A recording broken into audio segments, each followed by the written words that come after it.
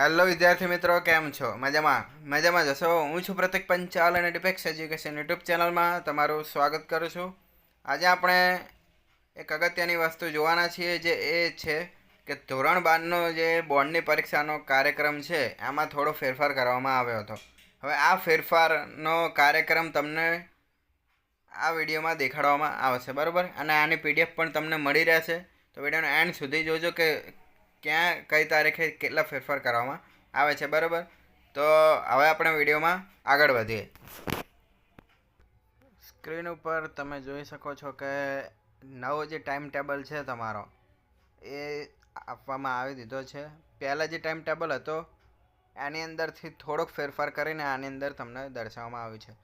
બાકી ધોરણ 10 માટે તો બરાબર જ છે, અને વ્યવસાયલક્ષી પ્રવાહનો જે કાર્યક્રમ છે એમાં પણ કંઈ ફેરફાર નથી.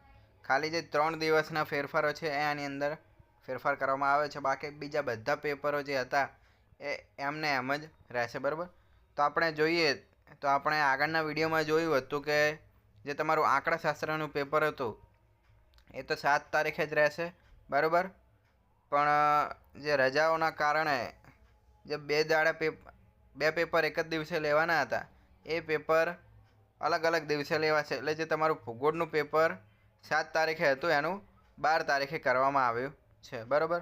બાકીના જે પેપરો હતા એ 15 તારીખે લેવાશે, અને 17 તારીખે સંસ્કૃત, ફારસી, અરબી અને પ્રાકૃત ભાષાનું પેપર લેવામાં આવશે. એટલે સમજી ગયા હશો તમે કે તમારી જે પરીક્ષા છે તે 17 તારીખે પતશે. 27 શરૂ થઈને 17 પતશે. એટલે તમને ખબર પડી જ ગઈ હશે. એટલે મેઇન જે ફેરફાર છે કે આંકડાશાસ્ત્રનું પેપર 7 તારીખે, ભૂગોળનું જે 7 તારીખે હતું એના બદલે 12 તારીખે, અને 17 તારીખે સંસ્કૃત, ફારસી, અરબી અને પ્રાકૃત. અને જે બાકીના ચિત્રકામ, સૈદ્ધાંતિક, પ્રાયોગિક, પછી સંગીત, કોમ્પ્યુટર અધ્યયન એ બધા છે એ હશે 15 તારીખે. એટલે આ રીતે છે. બાકી એકે ધોરણમાં સહેજ પણ ફેરફાર નથી. ખાલી ધોરણ 12 સામાન્ય પ્રવાહનો ફેરફાર છે, બરાબર?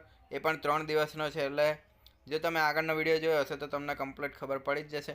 આ ખાલી તમને કાર્યક્રમ દેખાડવામાં આવ્યો છે. બાકીના જે ટાઈમ ટેબલ છે એ એસ પર એસ એવી રીતે જ છે, કશો ફેરફાર નથી, બરાબર? તો જો તમને અમારો આ વિડીયો પસંદ આવ્યો હોય તો વિડીયોને લાઇક કરો, શેર કરો અને ડિપેક્સ એજ્યુકેશનને સબસ્ક્રાઈબ કરો. આની લિંક તમને નીચે ડિસ્ક્રિપ્શનમાં આપેલી છે પીડીએફની.